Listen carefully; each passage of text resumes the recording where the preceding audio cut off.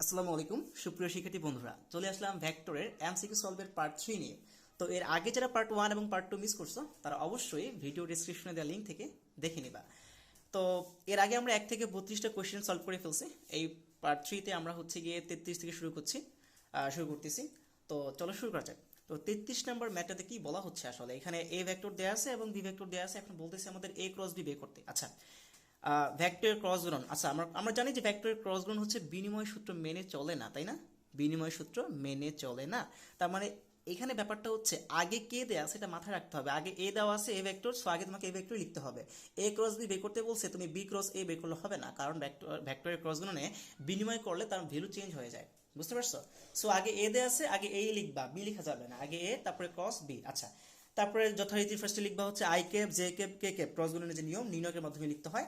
তারপর হচ্ছে গিয়ে প্রথমটা সহগগুলা 3 - 4 2 3 - 4 2, তারপরে সহগগুলো আমি যথারীতি নিচে লিখছি 6 2 - 3। আচ্ছা, তো এবার নির্ণয়কের মানটা আমরা এখানে বের করবো। যে কোনো একটা কলাম বা সারি বরাবর বিস্তৃতি করতে হয়, আমরা জানি, তাই না? তাহলে যথারীতি আমরা অ্যাজ ইউজুয়াল প্রথম সারি বরাবর বিস্তৃতি করতেছি।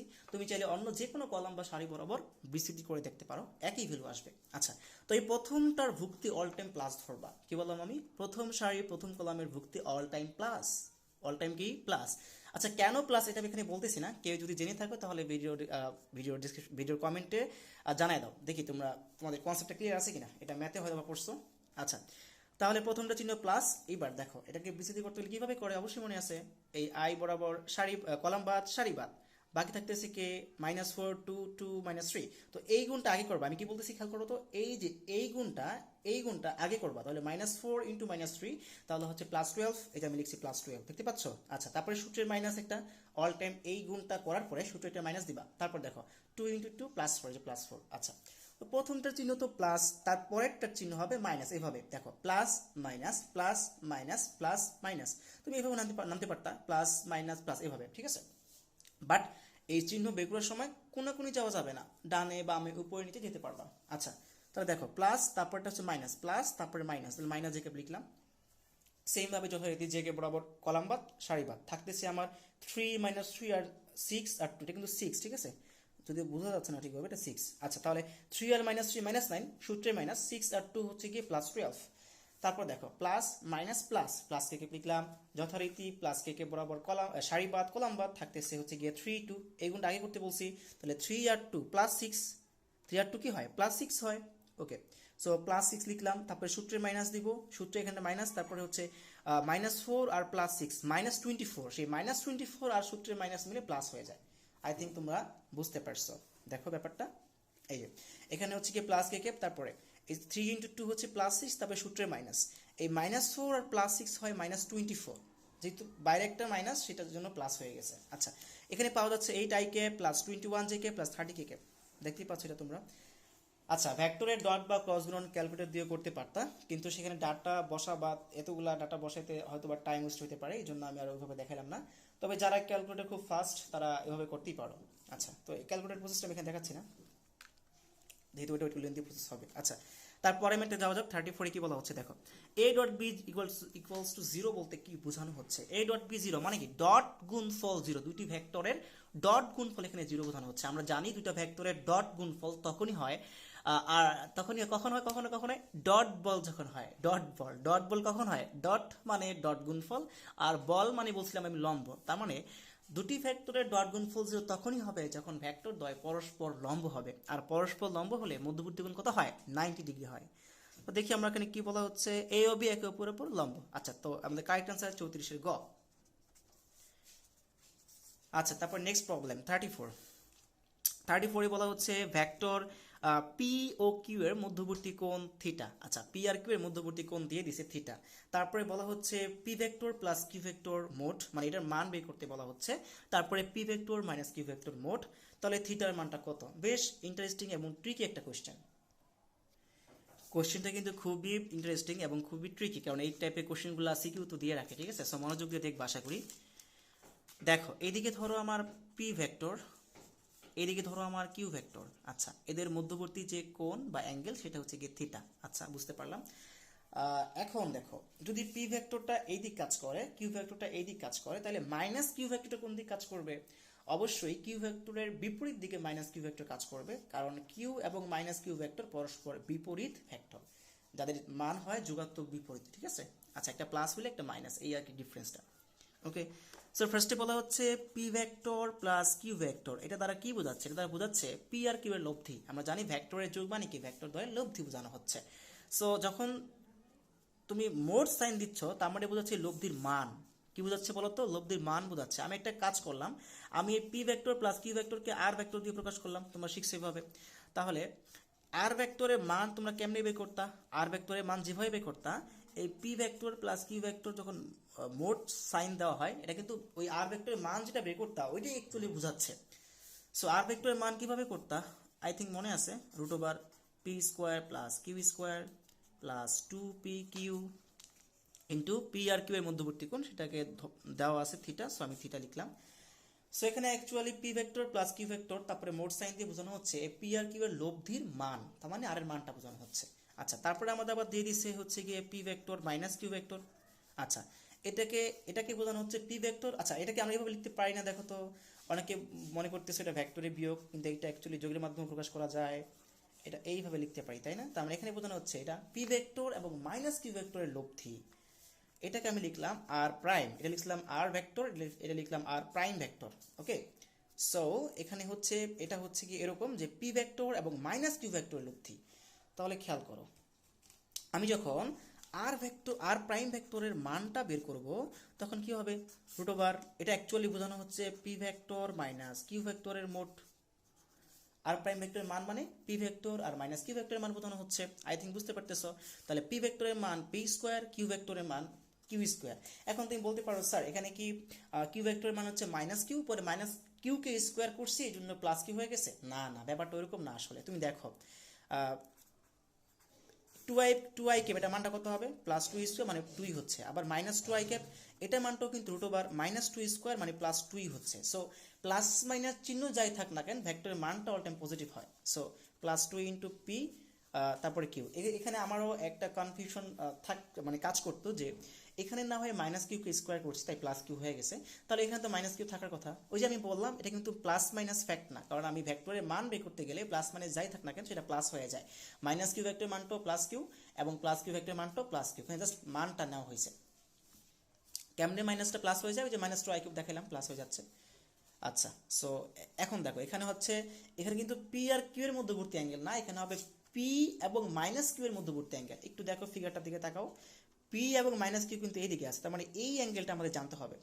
এইটুকু যেহেতু থিটা, সো পুরাটা হচ্ছে 180, 180 থেকে থিটা বাদ দিলে এতটুকু অ্যাঙ্গেল পাওয়া যাবে। আই থিঙ্ক বুঝতে পারছো। সো 180 মাইনাস থিটা, এই পুরাটা হচ্ছে 180 স্ট্রেইট সরল কোণিটা, এবং এখানে থিটা, তো সো এইটুকু হচ্ছে 180 মাইনাস থিটা। তার মানে বোঝা যাচ্ছে এখানে হবে 2pq, তারপরে cos, এখানে হবে cos 180 minus theta. So according to the question we can say, এখন আমরা বলতেই পারি যে পি ভেক্টর প্লাস কিউ ভেক্টরের মোট। তো দেখো আমাদের কোয়েশ্চেন যেটা দেওয়াই ছিল, এখন আমরা পি ভেক্টর প্লাস কিউ ভেক্টরের যে মানটা সেটা আমরা লিখলাম এটা, এবং পি ভেক্টরের মাইনাস কিউ ভেক্টরের যে মানটা সেটা আমরা লিখলাম এটা। তারপর এখানে কাটাকাটি করলে পাওয়া যাচ্ছে just cos theta equals two cos 180 minus theta. এখন বলা যায় তাহলে theta equals two 180 minus theta, theta এই পাশে নিয়ে আসলে 2 থিটা ইকুয়ালস টু 180।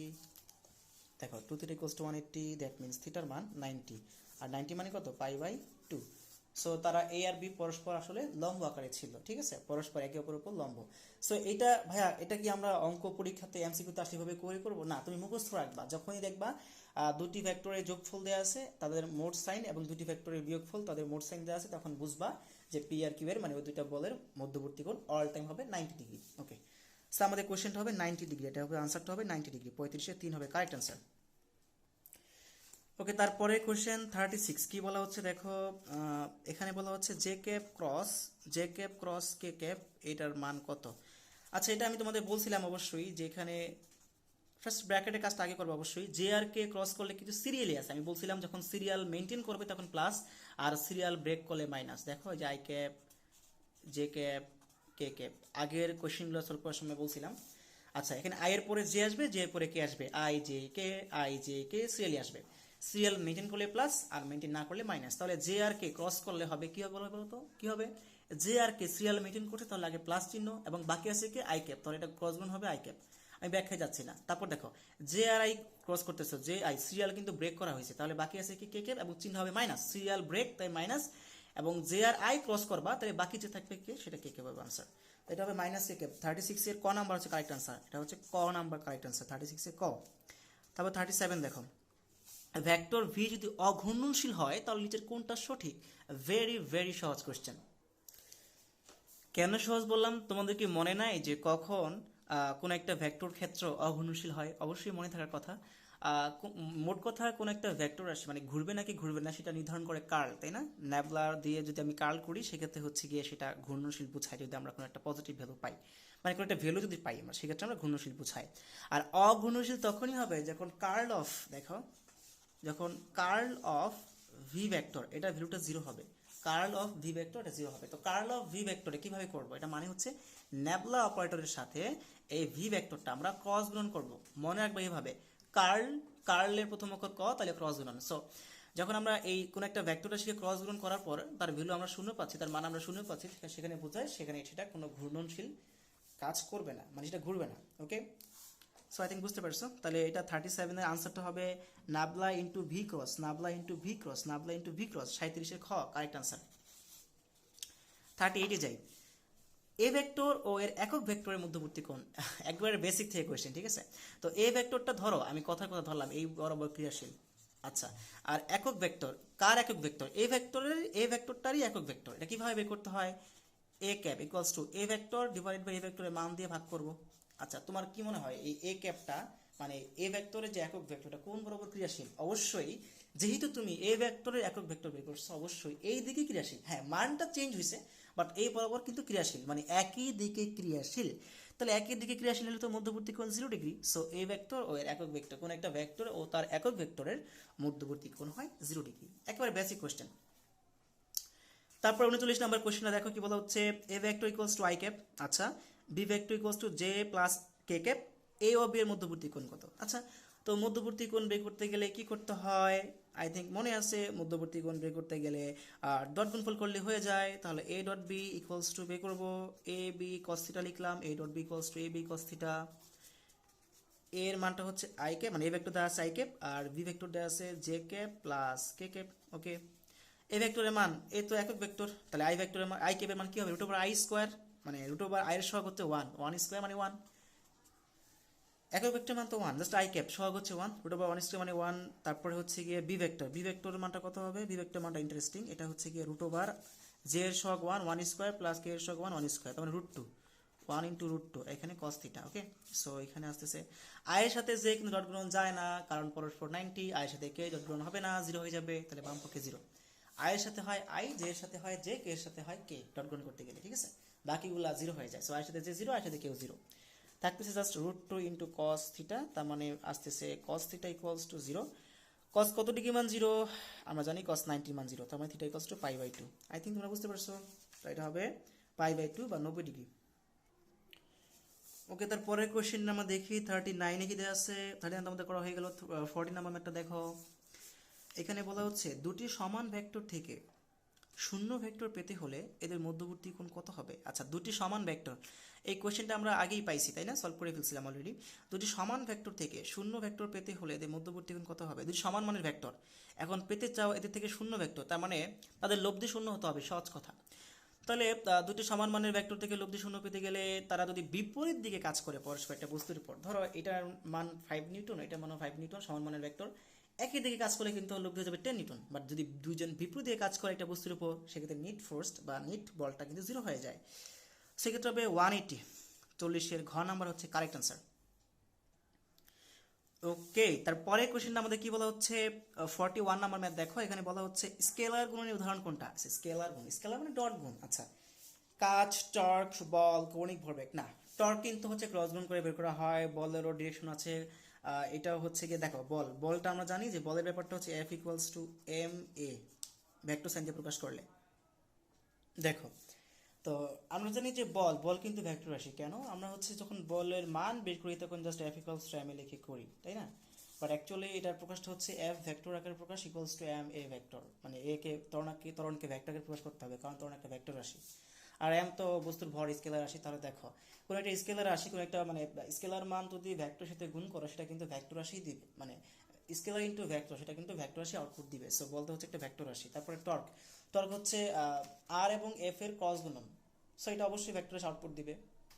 তারপর হচ্ছে গিয়ে কৌণিক ভরবেগ এল, এটা হচ্ছে আর এবং পি এর ক্রস গুণন, সো এটাও কিন্তু আমাদের কি দিবে, ভেক্টর রাশি দিবে, কারণ আমরা জানি দুটি ভেক্টরের ক্রস গুণ ফলে ভেক্টর রাশি পাওয়া যায়।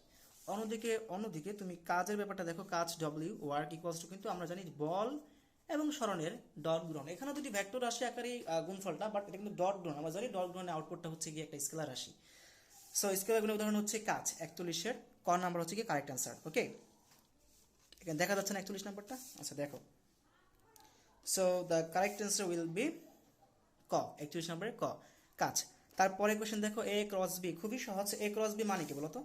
এ ক্রস বি মানে অনেকেই চোখ বন্ধ করে লিখে দিবা, ভাইয়া খুবই সহজ, এ ক্রস বি মানে হচ্ছে এবি সাইন থিটা। না ভাইয়া, যদি তোমাকে বলা হইতো এ ক্রস বি, তখন কিন্তু এটা মানটা হচ্ছে এ এর মান বি এর মান ইন্টু সাইন থিটা, মধ্যবর্তী মানে মধ্যবর্তী কোণের সাইন এবি সাইন থিটা, সাথে কিন্তু ইটা ক্যাপটা আছে, কারণ ক্রস গুণনে একটা ডিরেকশন বের হয়, এই জন্য ইটা ক্যাপটা দিতে হয়। আর যদি জাস্ট বলতো দুই পাশে মোট সাইন দিয়ে দিত, মানে জাস্ট ক্রস গুণের মানটা বের করতে বলছে, তখন আমরা বলতে পারতাম যে এবি সাইন থিটা, তখন আর ডিরেকশন ব্যাপারটা আসে না, ঠিক আছে, জাস্ট এখানে মান চলে আসে। এখানে কিন্তু এটা আমাদের দেয় নাই, দিছে হচ্ছে এইটা, সো এবি সাইন থিটাকে কিন্তু এখানে নাই, সো এটা হবে না। তো আমরা আরেকটা ব্যাপার জানি যে এ ক্রস বি আর বি ক্রস এ কিন্তু ইকুয়াল হয় না, বাট আগে একটা মাইনাস সাইন দিলে তখন ইকুয়াল হয়ে যায়, বুঝছো? কারণ হচ্ছে এটা ডিরেকশন উল্টা আসে, পরে আবার মাইনাস দিলে সেম চলে আসে, উল্টাকে আবার উল্টা করলে তাই সেম চলে আসে। সো এ ক্রস বি ইকুয়ালস হবে মাইনাস বি ক্রস এ, মাথায় রাখবা, এ ক্রস বি ইকুয়ালস হবে মাইনাস বি ক্রস এ। 42-এর 3 নম্বর কারেক্ট অ্যান্সার। তারপর 43-এ যাও। 43-এ আমাদের বলা হচ্ছে দেখো জে কে প্লাস কে কে, এই টাইপের কোয়েশ্চেনগুলো দু একটা দিয়ে দেয়, হ্যাঁ ভালো করে দেখো, কনসেপ্ট ক্লিয়ার রাখবা। তো যোগ করলে তো কিছু হয় না, জের সাথে হচ্ছে গিয়ে জে যোগ করতে পারতা, জে কেপ যোগ করতে পারতা, তাহলে জে কেপের সাথে কে কেপ ক্রস করো, আর কে কেপের সাথে কে কেপ ক্রস করো। ওই যে আমি বলছিলাম সিরিয়াল মেনটেন করলে প্লাস, সিরিয়াল ব্রেক করলে মাইনাস, তাহলে জে এর পরে কে আসছে, সিরিয়াল মেনটেন করছে, তাহলে প্লাস, এবং বাকি আছে আই ক্যাপ, তাহলে ক্রস গুণনের ফলাফল আই ক্যাপ।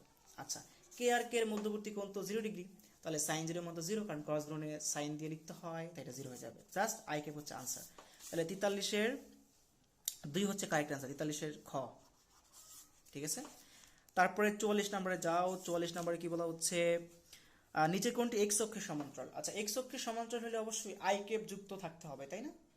দেখি আমরা ফার্স্টে কি পাওয়া যাচ্ছে, I cap cross J cap, প্রত্যেকটা আমরা একটু চেক করি, ইনটু আই ক্যাপ, তাই না? তাহলে দেখো আই ক্যাপ আর জে ক্যাপ সিরিয়ালি গেছে, তাহলে ক্রস করলে হবে কে ক্যাপ ইনটু হচ্ছে আই ক্যাপ, তাহলে k into i, i cap আর k, i cap cross K cap হলে সিরিয়ালি যাইতো না, এটা কিন্তু সিরিয়ালি গেছে, দেখো আই জে কে তারপর আবার আই জে কে তারপর আই, এটা সিরিয়ালি গেছে, সিরিয়াল মেনটেন করছে, তাহলে এরপর প্লাস জে ক্যাপ। তো জে ক্যাপ তো ওয়াই এক্সিস বরাবর, এটা তো এক্স অক্ষের সমান্তরাল হয় না, তাই না? এটা তো এক্স অক্ষের উপর লম্ব জে ক্যাপটা, সো ক হবে না। খতে যাই, খতে কি বলা হচ্ছে দেখো, খতে বলা হচ্ছে I cap cross J cap cross K cap, I R J cross করলে কে ক্যাপ, কে আর কে ক্রস করলে যেহেতু মধ্যবর্তী কোণ 0, টোটালটা 0 হয়ে যাবে, এটাও হচ্ছে না, তাহলে কোনটা হবে রে? দেখি আমরা গ নাম্বার দেখি, I cap cross J cap, তারপরে হচ্ছে গিয়ে cross J cap, I R J cross করলে, আই আর জে সিরিয়ালি গেছে, K cap cross J cap, K J এটা কিন্তু সিরিয়ালি যায় নাই, সিরিয়াল ব্রেক করছে, তাই না, কে পরে জে, তার মানে এটা হবে মাইনাস আই ক্যাপ, কিন্তু এটা কিন্তু এক্স অক্ষের সমান্তরাল, এটা কিন্তু এক্স অক্ষের সমান্তরাল, কারণ আই ক্যাপ যুক্ত আসছে। আচ্ছা, ঘ নাম্বারটা আমরা দেখি কি আসে, K cap cross J cap cross হচ্ছে কে ক্যাপ, তাহলে কে ক্যাপের সাথে কে ক্যাপ ক্রস করতে হবে, তো এখানে কিন্তু সবগুলো এই গুণাকারে আছে, দেখো কে কে সরি কে আর জে তো ক্রস করলে কি হবে, কে আর জে এর মধ্যবর্তী কোণ কত,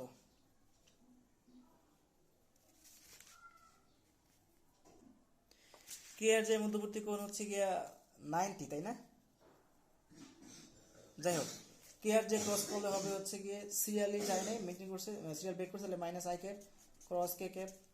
এখন আই আর কে ক্রস করলে তো উল্টা, এখানে তো আর আই ক্যাপ আসার কোনো চান্সই নাই দেখতেছি, আই ক্যাপ আর কে ক্যাপ ক্রস করলে যেহেতু রিভার্স, কে উপর আই হওয়া উচিত ছিল, তাহলে মাইনাস জে ক্যাপ, বাইরে মাইনাস, তার মানে এটা হবে প্লাস জে ক্যাপ, তো প্লাস জে ক্যাপ তো ব্যাখ্যা বরাবর, এটা হওয়ারও কোনো চান্স নাই, আমাদের কারেক্ট আনসার হচ্ছে যেটা, এটা মাইনাস আই ক্যাপ আসলেও এটা কিন্তু এক্স অক্ষের সমান্তরাল হয়েছে। হ্যাঁ, যদিও এক্স অক্ষের নেগেটিভ দিকে, এক্স অক্ষের নেগেটিভ দিক হোক আর পজিটিভ দিক হোক, এক্স অক্ষের সমান্তরাল তো আছে। So correct answer will be গ নাম্বারটা, 44-এর গ নাম্বারটা কারেক্ট আনসার। 45-এ যাই। এখানে বলা হচ্ছে এ ভেক্টর রাশিটির মান কত? এ ভাই মান তো খুবই সহজ, √ 3 square plus 2 square plus 6 square, যা হবে এটা কারেক্ট আনসার। তোমার জাস্ট ক্যালকুলেটর চাপ দিবা, তাহলে মানটা পাওয়া যাচ্ছে 7। সো 45-এর 2। 46 নম্বরে যাই। দেখো 46-এ দেওয়া আছে সি ভেক্টর দেওয়া আছে a ক্রস বি এবং ডি ভেক্টর দেওয়া আছে b ক্রস a। তাহলে সি আর ডি এর মধ্যবর্তী কোণ কত? আচ্ছা ফার্স্ট a ক্রস b মানে ব্যাপারটা হচ্ছে এরকম মনে করো, এটা a ভেক্টর, এটা হচ্ছে b ভেক্টর। আচ্ছা, তো a ক্রস b মানে a থেকে b এর দিকে ধরো একটা স্ক্রু ঘোরাবা। সহজ কথা, তুমি এটাকে ডান হাতি স্ক্রু নিয়মে বলতে পারো, বাম হাতি স্ক্রু নিয়ম বলতে পারো। আচ্ছা, আমি ওই নিয়মটা আমি যাচ্ছি না, একেবারে সিম্পলিফাই করে বলে দিচ্ছি। a ক্রস b এইটার ডিরেকশনটা যেদিকে আসবে, b ক্রসে উল্টা করতেছো, তাহলে ডিরেকশনটা অবশ্যই উল্টা দিকে আসবে। মানে a ক্রস b ডিরেকশন যদি বাইরের দিকে আসে, তাহলে বি ক্রস এ ডিরেকশন হবে ভিতরের দিকে, পরস্পর বিপরীত। খেয়াল করো, এ ক্রস বি এর ডিরেকশন মানে এ ক্রস বি গুণ করে আমি সি ভেক্টর পাচ্ছি, সি ভেক্টরটা যদি আমার এই বাইরের দিকে আসে, তাহলে ডি ভেক্টরটা হবে ভেতরের দিকে। তার মানে পরস্পর বিপরীত দিকে আমি দুইটা ভেক্টর পাচ্ছি যাদের মধ্যবর্তী কোণ 180। আচ্ছা ওকে, সো এটার মান হবে অ্যাকচুয়ালি সি ও ডি এর মধ্যবর্তী কোণ 180। 46-এ গ নাম্বার কারেক্ট আনসার। তারপরে 47-এ যাও। এখানে বলা হচ্ছে চিত্রের ভেক্টর দ্বারা স্কেলার গুণন। আচ্ছা, এ ভেক্টর বি ভেক্টর মধ্যবর্তী কোণ হচ্ছে গিয়ে থিটা, তাহলে সিম্পল স্কেলার গুণন, তাহলে এ ডট বি সমান এ বি কস থিটা। ক নাম্বারটা কারেক্ট আনসার? 47-এ ক, এ ডট বি সমান এ বি কস থিটা। হ্যাঁ এটাই।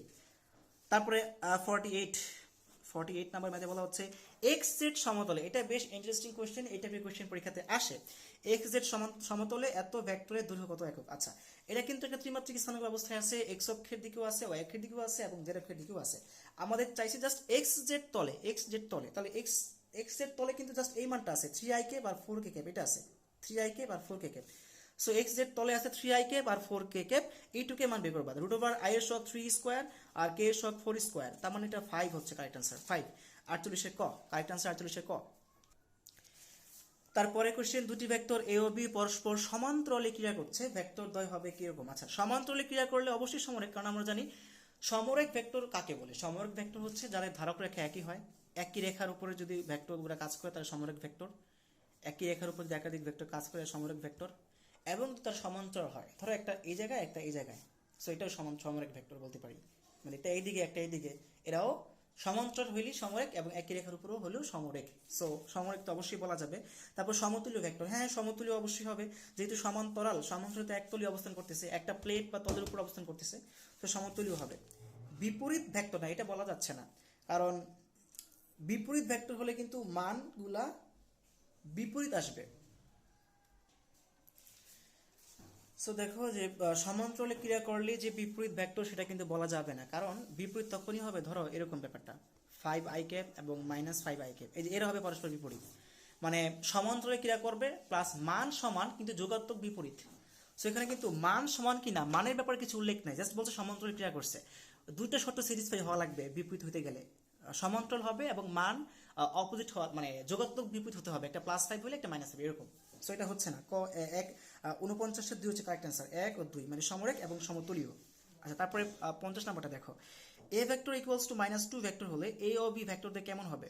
আচ্ছা দেখো, দেখে বুঝতেই পারতেছো যে ভেক্টর দুইটা সমান এবং সমান করে দেখাইছে, এ vector equals two -2 vector, but চিহ্ন বিপরীত, তার মানে এরা বিপরীত দিকে ক্রিয়াশীল বাট সমান্তরাল, যেহেতু সমান সাইন দিয়ে প্রকাশ করছে।